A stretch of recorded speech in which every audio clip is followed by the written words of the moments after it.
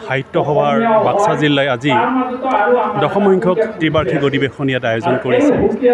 তাত মোক বিশেষভাৱে ইয়াত আমন্ত্ৰণ কৰিছিলে। মই অতিথি হিচাপে ইয়াত আহি মোক খুবেই ভাল লাগিছে।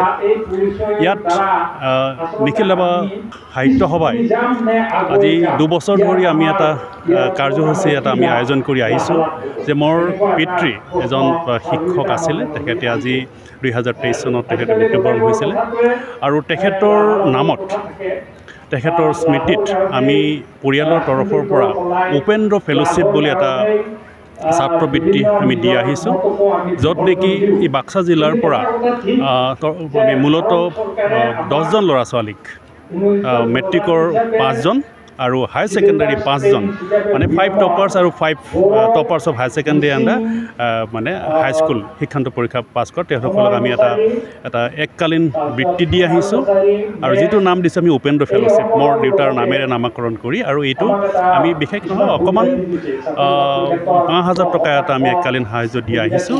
আৰু ইয়াত সঁচাকৈ ভাল লাগিছে যে আমাৰ বাক্সা জিলাৰ পৰা মানে কি ইমান পিছপৰা মানে অঞ্চলৰ পৰাও যে ল'ৰা ছোৱালী ইমান ভাল নম্বৰ পায়, ভাল পাৰ্চেণ্টেজ পায়, তেখেতসকলে মানে কি এটা ৰিজাল্ট কৰিছে। সেইটো কাৰণে খুব মানে আকৃষ্ট হৈছোঁ, আমি খুব মানে কি আনন্দিত হৈছোঁ। য'ত নেকি 86, 87 আৰু 92%লৈকে তেওঁলোকে পাইছে। সেইটো খুব মানে ভাল পাইছোঁ আৰু আশা কৰোঁ আমাৰ পৰিয়ালৰ পৰা অলপ এটা বাবাৰ নামত বাবাৰ স্মৃতিত অকণমান এটা প্ৰচেষ্টাই যাতে আমাৰ উঠি অহা ছাত্ৰ ছাত্ৰীসকলক এটা উৎসাহ যোগায় সি এটা আমি প্ৰয়াস কৰিছোঁ। আৰু লগতে আমি বাবা বুলি ক'ম, বাবাৰ যিটো স্মৃতি সদায় চিৰযুগমীয়া হৈ থাকিব সেইটোলৈ আমি আশা কৰিছোঁ। আৰু এইটো আমি যেতিয়ালৈকে পাৰোঁ আমি প্ৰত্যেক বছৰে এই কাৰ্যসূচী চলাই যাম বুলি আমি এটা আশা কৰিছোঁ। বিশেষভাৱে আমাৰ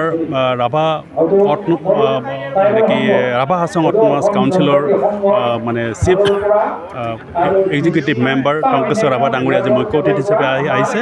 আৰু আপোনালোক সকলোৱে পৰিচিত গুৱাহাটী বিশ্ববিদ্যালয়ৰ অসম বিভাগৰ পণ্ডিত বিশেষ মানে এজন চিন্তাবিদ উপেন ৰাভা হাকাচাং ছাৰো ইয়াতে আজি উপস্থিত হৈছে আৰু তেখেতে আজি এখন মুখপত্ৰ এখন উন্মোচন কৰিলে।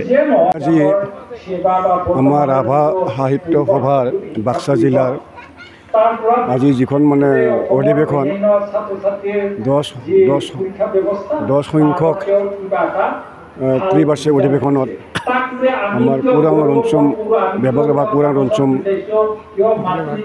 তেওঁলোকে যিখন কবিতা উন্মোচন কৰিলে মই খুব ভাল পাইছোঁ আৰু আনন্দিত হৈছোঁ। কাৰণ তেওঁলোকে মই এই কবিতা পুথিখন ওলোৱাৰ কাৰণে মোক আগৰ পৰাই মানে কৈ আছে আৰু সেইকাৰণে মই আমাৰ এই নিখিল ৰাভা সাহিত্য সভাৰ সহকাৰী সম্পাদক শুকুৰ সিং ৰাভা তেখেতে মোক প্ৰথম কৈছিল যে আপোনাৰ এখন কবিতা পুথি ওলাব আৰু সেই কবিতা পুথিখন আমাৰ বাক্সা জিলা ৰাভা সাহিত্য সভাই উন্মোচন কৰিব। কিন্তু সেই কথাটো শুনি মোক খুব ভাল লাগিল। আজি সঁচাকৈ মই খুব আনন্দিত। এটা উন্মোচন কৰিলে আমাৰ গুৱাহাটী বিশ্ববিদ্যালয়ৰ ৰিডাৰ মাননীয় শ্ৰদ্ধাৰ উপেন ৰাভা হাকাচাঙে উন্মোচন কৰিলে।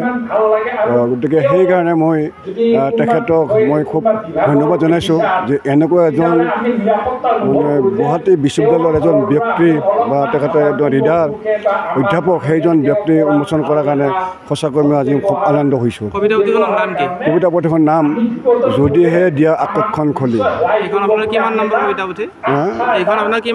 মোৰ বৰ্তমান ইয়াৰ লগত 7খন হ'ল, 7খন বৰ্তমান কবিতা পুথি উন্মোচন কৰা হ'ল। গতিকে মই আকৌ মানে আগবাঢ়ি যাম আৰু লেখাৰ কাৰণে মই খুব চেষ্টা কৰিম।